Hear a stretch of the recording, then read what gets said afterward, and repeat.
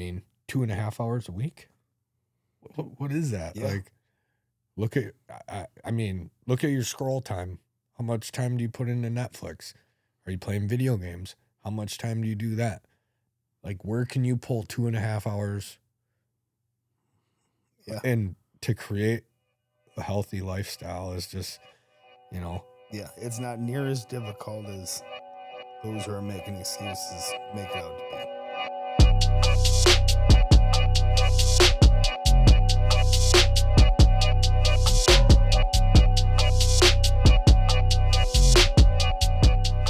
Welcome back to the Level Up Life, Muscle and Mindset Mastery.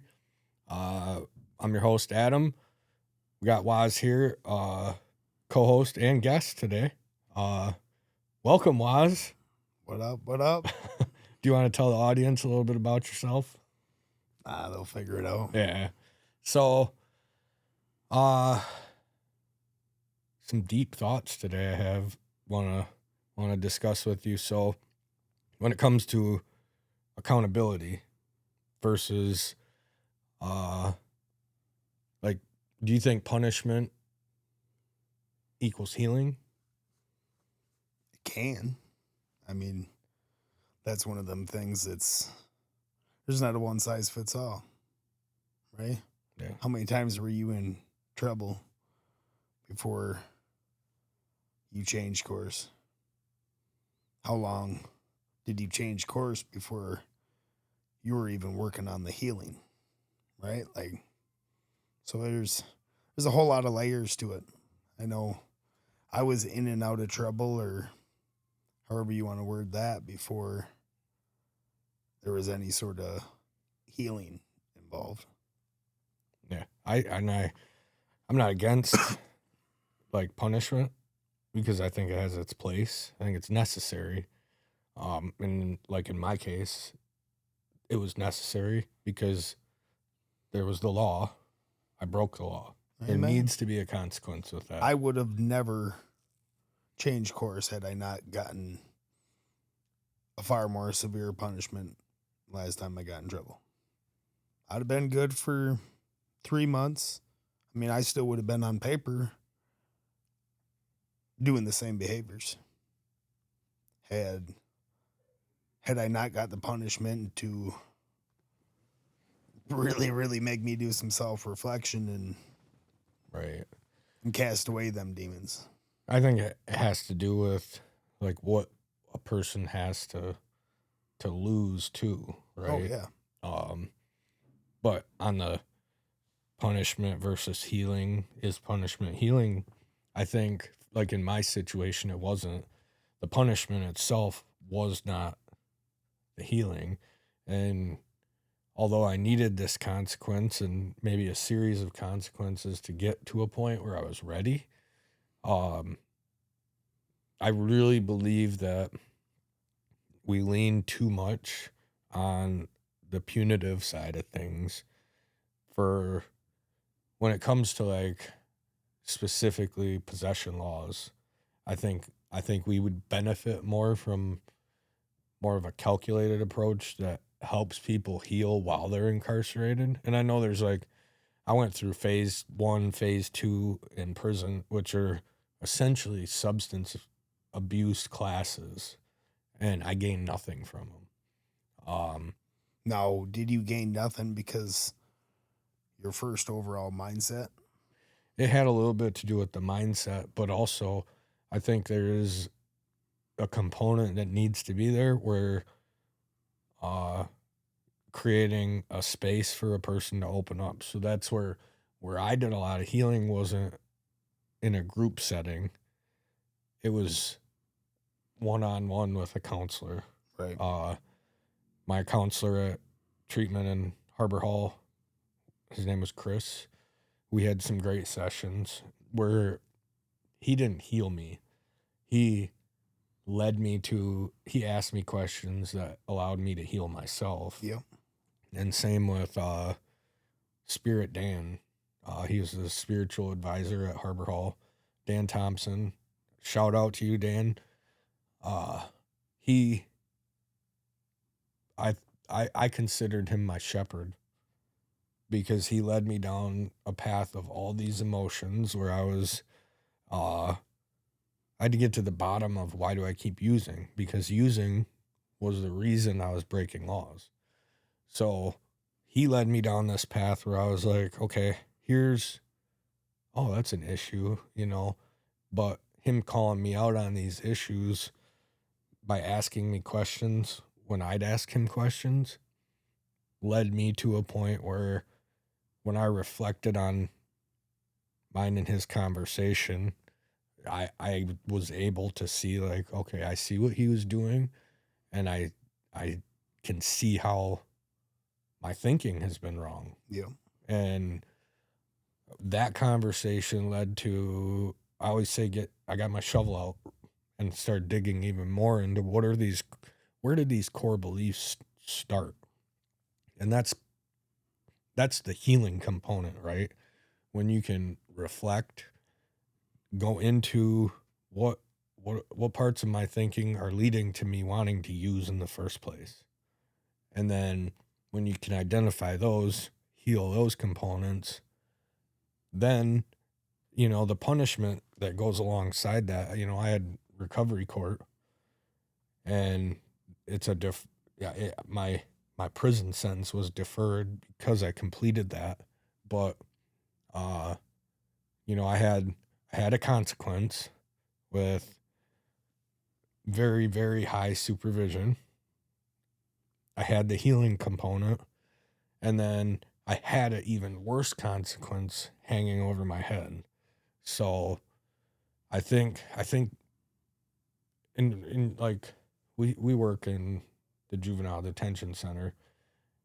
A lot of those kids were dealt some pretty bad hands, right? And there's a lot of healing that has to happen in those settings.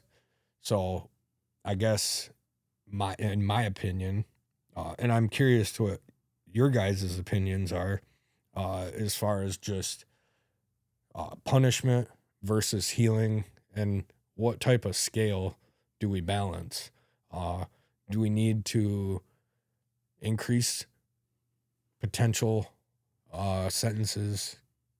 Do we need to change how we're approaching the healing process?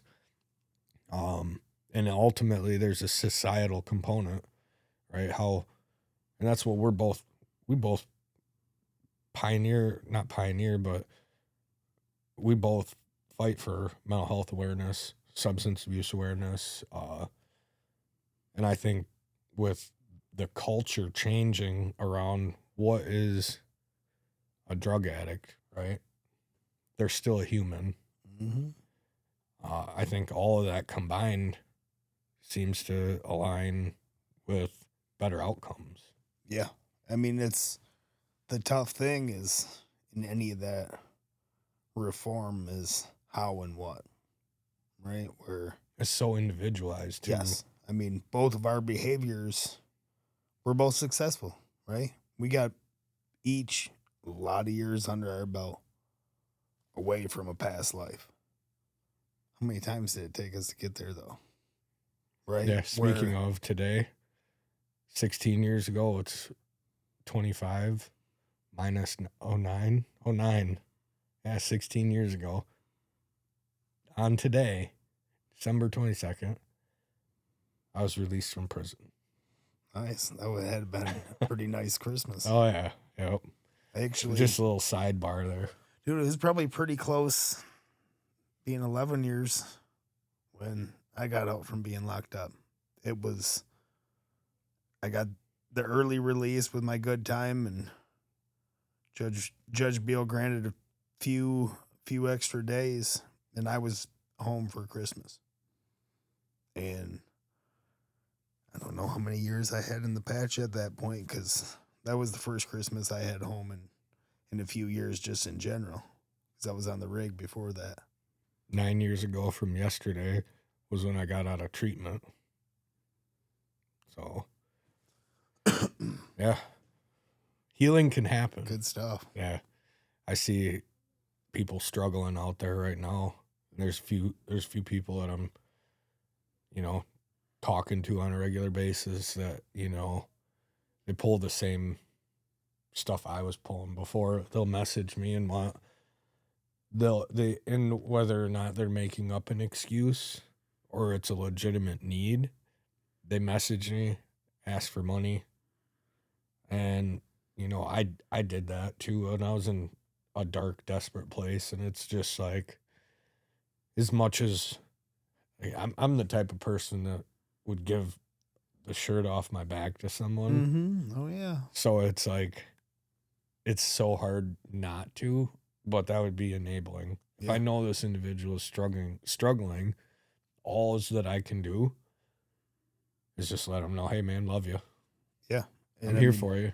It's tough, but when you've been there or you've been burned, it's easier to let them know that, hey, I love you. I'll support you, but I'm not giving you money. Right? You want food? I'll meet up with you. I'll buy you a meal. But I'm not going to give you $20 for McDonald's or Subway or any of that stuff. Not happening. Yeah. Or if it's I got one recently for propane, for heat. It's cold out. And I'm like, my first thought is, what did you spend your last $200 on or $100 on? Let's be real. Let's start really talking about how you can be more responsible. Or if it's all going to drugs, like, how can we get you help? Yeah. There's programs. There's Hope Not Handcuffs. There's all sorts of programs, funding through Mid-State. They do funding, get people in at no cost. Yeah. So, I mean, from a societal perspective, like, people pay taxes to help people in these scenarios because when people get clean, it benefits the community as a whole. There's not that liability out on the streets. I've been that. Just had someone today, we were talking, and he's like, you used to be a real shit, didn't you? And I was like, oh yeah. And just think about, and everybody else, think about when you get behind the wheel under the influence, you're not just putting your life at risk. It's literally anybody on the road. And I don't think people really understand the dice that they're rolling when they do that. I think it's easy to write off like, well, nothing's going to happen. I've done this 100 times and I'm a great drunk driver. Weed doesn't impact my ability to drive. All the excuses people say to themselves until that moment when, we both have family. Everybody out there's got family, friends. There's people out there that have loved ones that were killed by drivers under the influence, and we don't really dig into that potential consequence in those moments. It's easy just to be like, it won't happen to me. Yeah, I've been there, right? I mean, on both sides of the fence, right? God bless you, Brother Hubbard. And it's tough. Nick Curry, that was my first spot, really, with trauma. That when I dig back and look, I mean, I was practicing professional user and abuser for a bit before that, but I was 20 years old, and that was the first huge bit, and a lot of guilt on that one, not just from surviving, but so many facts that came into play, why we were where we were that night, and it boiled down to me, especially with him. He wouldn't have been out that way, right? And they were running me home, and it probably wouldn't have been good, but it sure wasn't good when all 150 or 60 pounds, whatever I weighed back then, of me came flying into that front seat when we came to an abrupt stop. from that Jeep. You know, it's dumb. Yeah, I don't think people really consider that, and that's when I say I was a liability in the community. It's those moments. It's, you know, uh I don't think we have this as much in Midland, but like bigger cities have a lot of crime, violent crime because of drugs. So that also is a component to that liability when you have that type of behavior. So accountability has been really on my mind lately, and kind of bridging from what we were just talking about into our clients, right? Like it's our job to hold them accountable. Mm-hmm. And it's also their job, right? Right. And it's their job. But I mean, when I see a client, we program stuff in for them and they're not doing, my approach, and this is like, we want to, in general, my approach to the whole thing is I don't want to come across too harsh, because I'm not a drill sergeant. That's not my style. Mm-hmm. I want to present facts, right? And it's basically like, if you have these goals, but your day-to-day behavior is not supporting those goals, those aren't goals, they're dreams. You're not actively engaging in any sort of regular consistency that's going to get you to that goal. So it's a dream, right? Mm-hmm. I mean, not to be harsh, but it is what it is, right? Yeah. And sometimes you got to be. I mean, I'm generally exactly like you, but some of the younger end, Mm-hmm. I mean, I'll take the gloves off and let them hear it. I think that's like big, and I think you're really good at it, but I think that's a challenge for trainers everywhere, is knowing, like, can you read an individual and see how they're going to respond? Because I have clients too, like, one that he wouldn't respond to the glove treatment.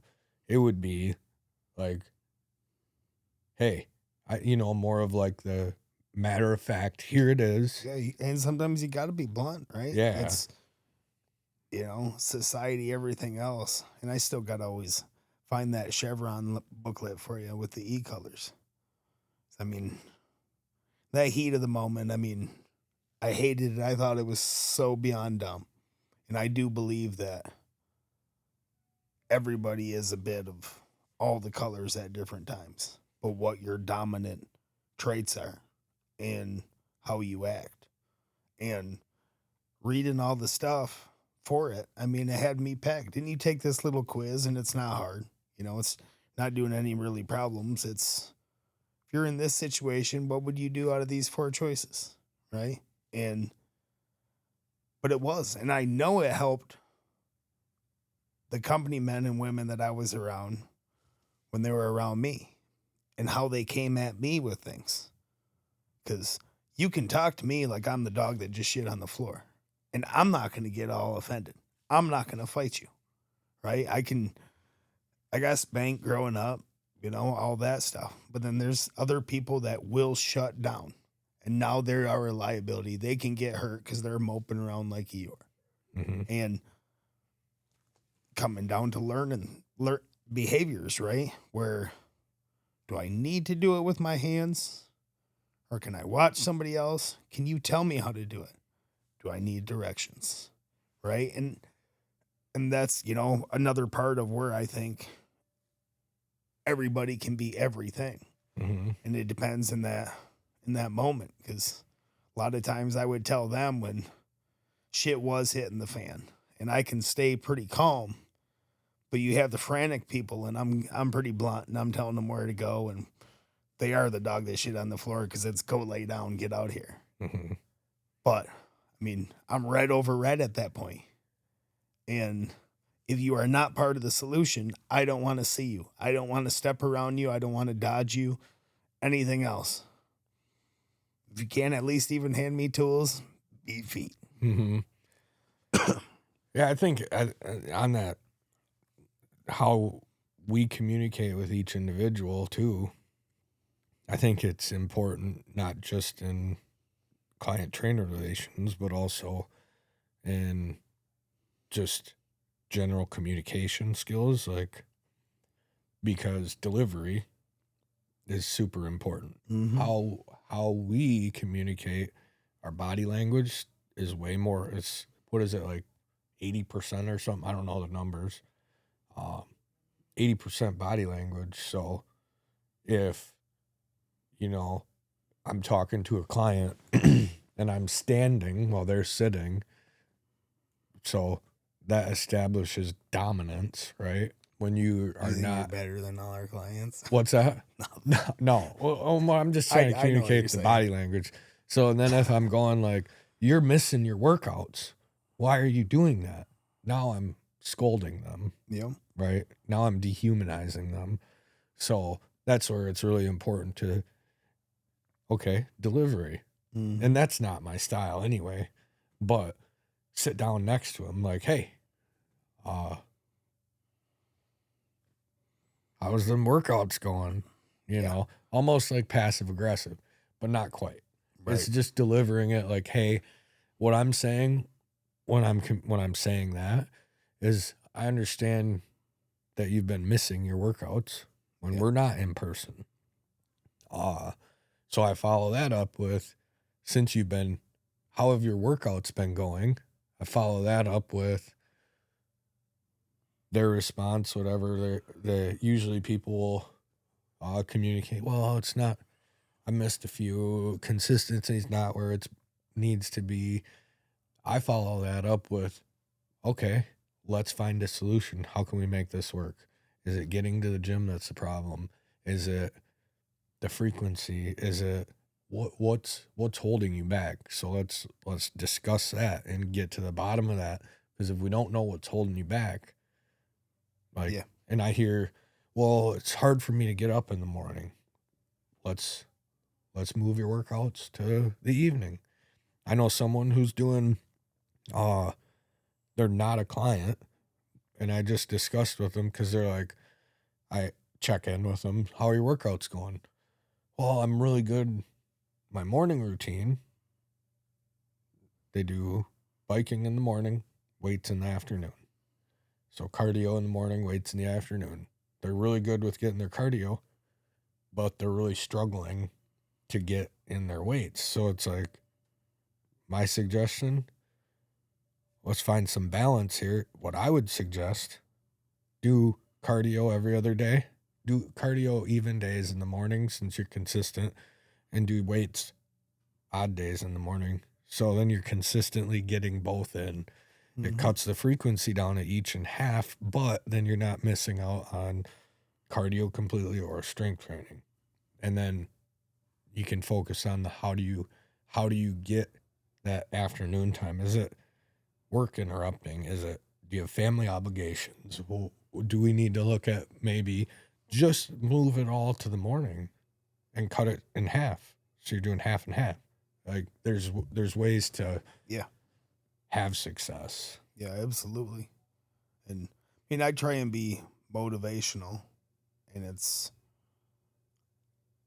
you know, still more on that gentle side, but being the more aggressive when the excuses, right? Or they're bitching about their lack of results, but not wanting to acknowledge their lack of effort. And that's where, I mean, I try and always stay motivational, right? I want everybody to feel about fitness like you and I do. Mm-hmm. Right? Where they are happy. It's one of the highlights of their day, if not the very best part of their day. And they look forward to it. Yep. That's how you create a lifestyle. Yeah. Speaking of that, one of your clients you've been working with for, I think it's been almost a year, young man, I was checking out his progress. He did a weigh-in recently. Young man's put on 20 pounds, dude, in a year, in less than a year. It's like, and you can see it. And yes. And that's an important part, too. And he's one where I don't have, I mean, I talk to him, but accountability is zero issue. Yep. What can I do more? Here's my goals. I'm adjusting. Do you think I can do this? Do you think I can? Like, absolutely. Look what you're doing now. Yep. And then you mentioned you want them to enjoy it. You want your clients to enjoy it as much as you and I do. And that is a success right there. Because that, I was talking with his mom, and the fact, like, I can sit here and tell you from a distance, watching him work with you, seeing him consistently training, seeing his progress, he will stick with this as a lifestyle, and it'll be part of his life. Yes. And he's going to have happier, healthier years into his 60s and 70s, far beyond when we're training him, and that literally, like, dude, it gets me welled up. Oh, my eyes. You know, my favorite part about it is he's had, other things that he's fought, and losing weight where he's like, I don't know. I don't understand how or why. And, just fighting stuff. Well, how can I eat? I mean, he's super, super tall and lean. And when I mentioned numbers of calories, watching his eyes bug, eyes bug out, and like, I don't think so. And he's telling me what he's eating, and I'm like, double it. Logan, double it. And he just, well, you think? And I'm like, it's gonna be brutal, and you're gonna hate a whole lot of things for a week, but then your body's gonna get used to it. Your body's gonna get used to it, and you're gonna pack on more like you want. Mm-hmm. And just like you and I frequently talk, is that little bit. If I'm telling you to double your calories to 6,000 or 8,000, you ain't got to go in 1 week. 0 to 100. And it's up and down for him. But, I mean, how hard he works and how hard he trains. And, I mean, and he definitely does absolutely love it. And I enjoy his goals. I enjoy him telling me, hey, do you think I can hit this? I'm like, by summer? I'm like, dude, you keep doing what you're doing, you're going to hit it before spring break. Really? Like, bet your ass. Yep. Like, and for the youth, like, that's prime time, right? That late teenage years into even the 30s. Like, if you're hitting it hard, your recovery's there. Hormones are good. Like, there's all these factors that support muscle growth. When you build it into your 30s, 40s, 50s, it's so much easier to maintain as opposed to build, which then, I mean, it's a cascade of health benefits, bone density, heart health, probably all the blood work, the stuff that the doctors look at, all of those results will be better. And really, like, I tell people all the time, like, you don't have to train for 90 minutes a day. The general public does not need to train like that. No. And you put in, 2.5 hours a week. What is that? Yeah. Like, look at your scroll time. How much time do you put into Netflix? Are you playing video games? How much time do you do that? Like, where can you pull 2.5 hours?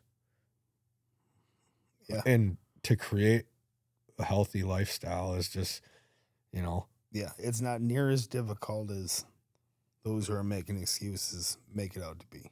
But it is too, like, a lot of the people that have started, and got going, you hear that like hesitation because, I mean, the gym can be an intimidating space. If you don't know what you're doing, for one, maybe you're out of shape, and you know, public service announcement, like most people in the gym, they're going to be super supportive. Yeah. Yeah. I mean, but that's not the case. It's like, people, when they're starting, they don't know what gym culture is for the most part. And don't get me wrong, there's toxic gym culture, but for the most part, I know in spaces I've worked at, people are like clapping for you. oh yeah, it's that negative stuff is so minimal and rare. I mean, I can only think of a few cases, and most of them cases, people aren't even being showy about it. You know, being another guy with size in the gym, they come up to talk crap about somebody to me, and it's like, you're barking up the wrong tree. I'm like, they're a badass. I wish I had that much effort into the gym, right? And Emily and I were talking this morning. I mean, speaking of her, you know, on killing the accountability thing and doing that. Well, it's a different workout than what I've been doing, and like, who cares if you look? Adam and I are always here. Come and ask a question if you got it.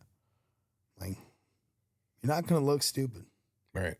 And if you're doing something on the edge of where you're gonna get hurt, we will say something, right? Yeah, you're at the gym long enough, you're gonna see some unorthodox stuff, and sometimes it's like, ooh, I'm gonna have to try that. Other times is, what the heck is that? Yeah. But definitely not passing judgment, and never am I saying anything unless I'm worried about somebody getting hurt.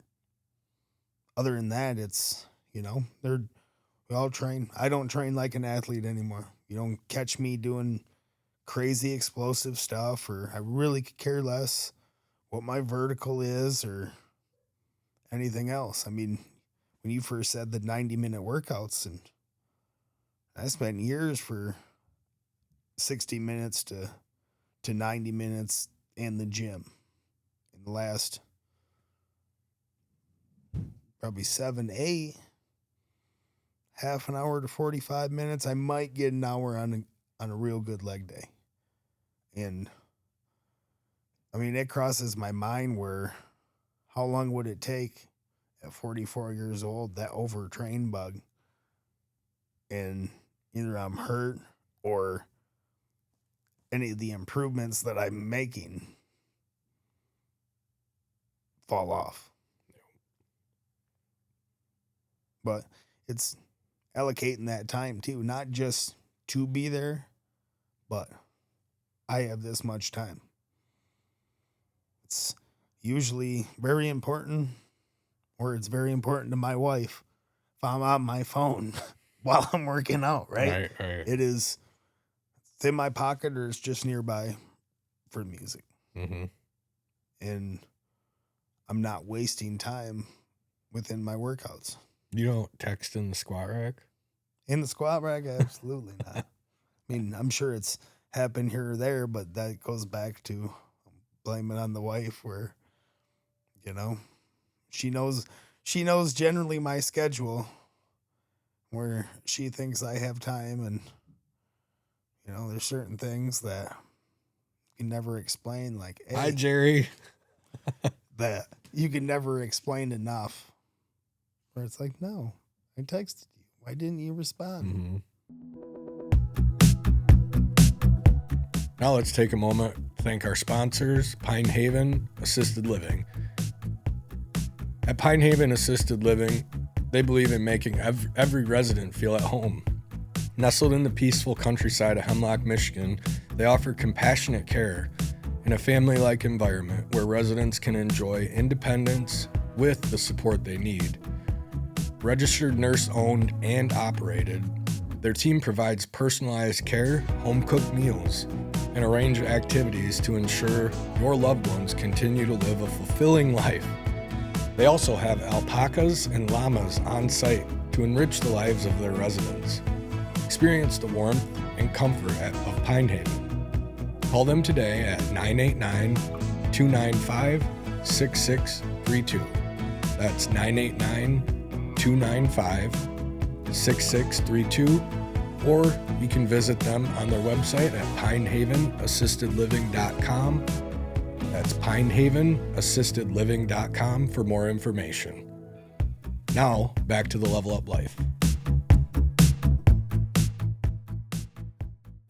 By far, my approach as far as the training goes is building people up, because the mental side of that,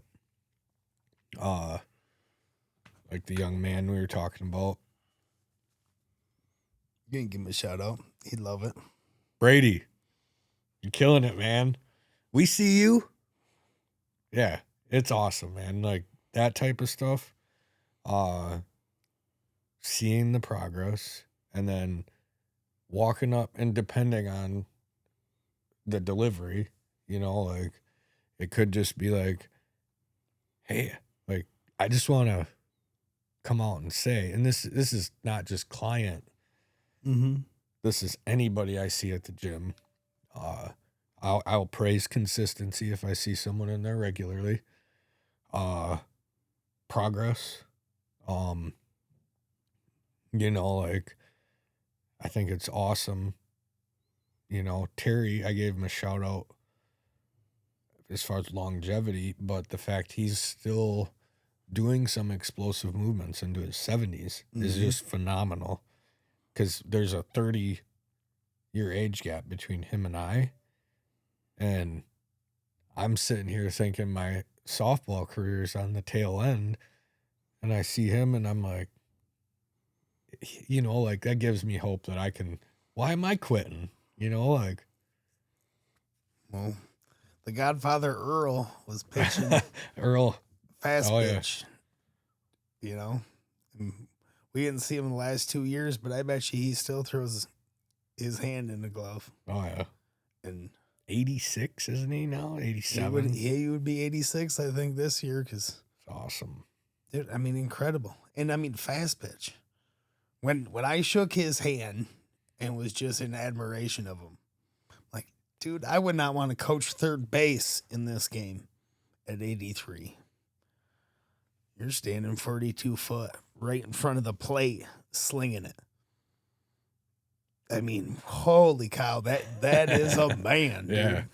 I remember I shook his hand and he's like, the grip strength that man had, I was like, Earl Wright.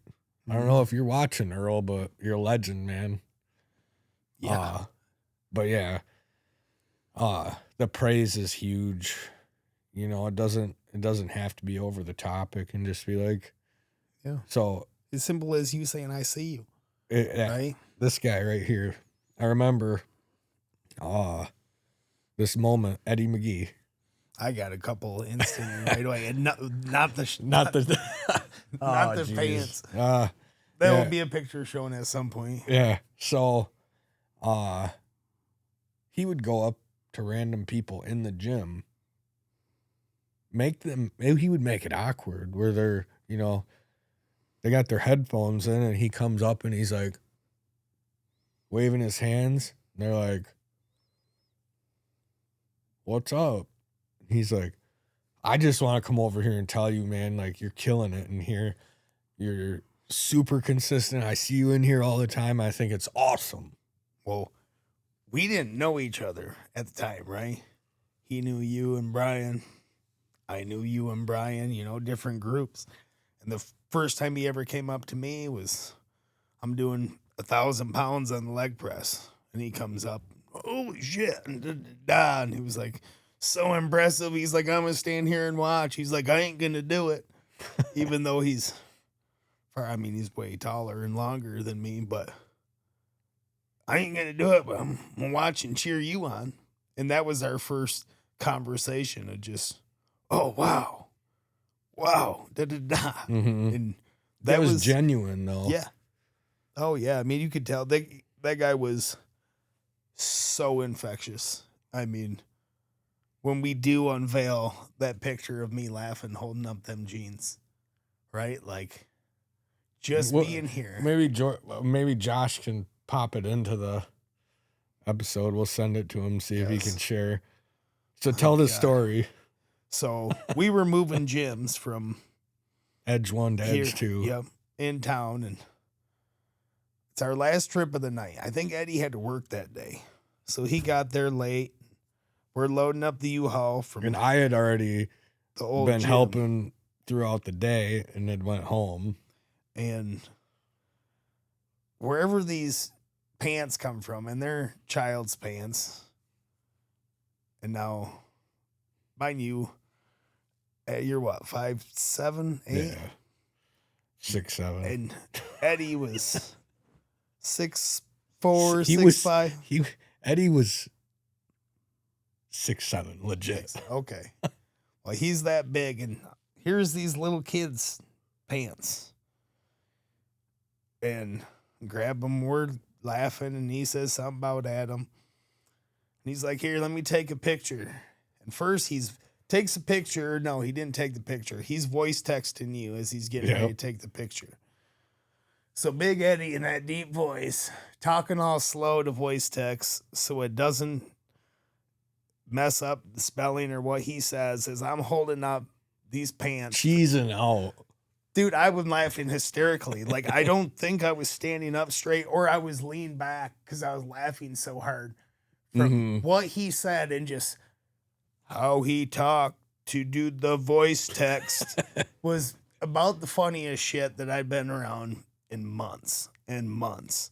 And I mean, anytime I think of that guy, my head goes back to to the picture, because I still have that, but picturing him, and I don't remember verbatim what he said, asking if they were your pants, but him talking slow and just seeing him holding his phone, like I can picture it. And that's my long-lasting memory of him ever. When his name gets brought up, I think of that instantly. Well, and so the context, what that memory we have, that is gym culture. That is like the community that can be built in the gym. Because Eddie and I, we really connected at the gym, started lifting together, that's where we met and really started connecting.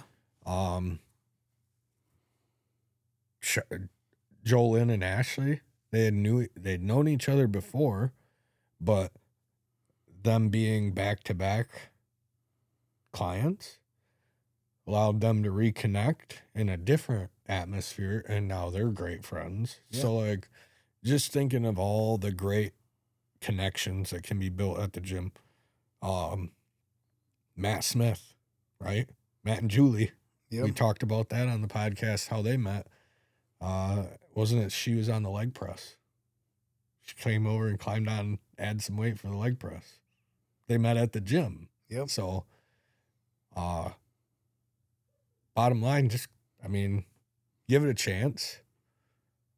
If you're afraid to go in, message us. Come, we'll give you a greeting every time you come in, client or not.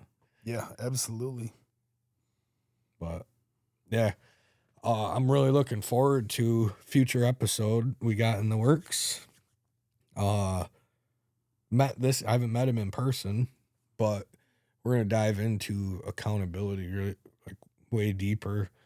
I met him, we connected through text because of the podcast. So nice. I'll let him tell the story of how it impacted him and everything, but I think it's really cool. Like, this guy was impacted by the podcast, is now coming on as a guest, and will impact people in the process. So yes, I love it's just that, like, cyclical nature. It just keeps going around. So yeah, and I mean, we can get a front row seat. I like them episodes where I ain't saying nothing. I'm just sitting right over there, just wowed by somebody's story and their perseverance. And because you can you can look at your own stuff, right? What you've overcome, and although you're proud of it, it's part of your story, right? You lived it, and it's but what they did, right? Because what they overcame when you lived it, it's not shiny, it's not really cool, right? You know, there's parts of your story that are like, wow, this could help somebody, but it doesn't feel the same as hearing somebody else's. Because how many times when they are sharing the story, you're like, oh, I don't know how I'd damn near tell you exactly how it would have went if it was you. But when we're hearing it, I mean, I'm just always quiet, like, oh, wow. And just soaking it all in. Yeah. Well, we got some good ones coming. I'm excited. Thank you, everybody, for tuning in. Thank you for watching to the end. Everybody that watches to the end has a special place in my heart. Don't forget, like, subscribe, share. And once again, thank you for tuning in. Hang loose with my good hand.